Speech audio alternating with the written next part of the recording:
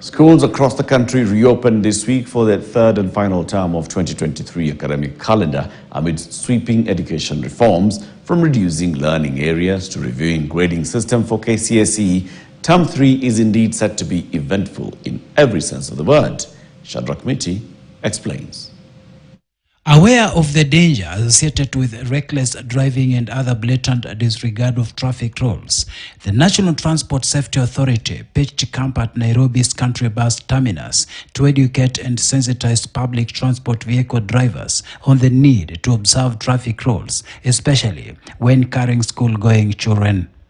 Meanwhile, at Xaverian Primary School in Kisumu County, day 1 of term 3 witnessed a 90% reporting, with nearly every learner, save for a few, who had issues making it to school. Head teacher George Polo says the teachers are cognizant of how packed term 3 is and that they are raring to go.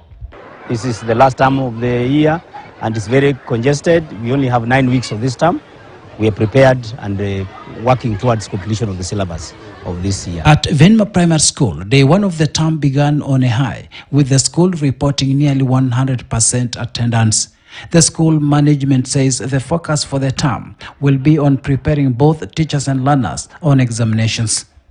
Most of the syllabus coverage was done last term and the first term and second term. So majorly this term we'll be concentrating on our revision, and that's what we are going to emphasize on, because we know for the examination classes, that is KPSEA class, grade 6 and class 8, who are going to sit for their KCPE, we must do thorough revision. At Joel Omino Secondary, school principal Richard Nyayal says while students have reported ready for term 3, they are still waiting for capitation. Our teachers are in top gear to go with them through the 9 weeks for the Form 1 up to 3, and also prepare the candidates. Our candidates are also having very, very good morale to start.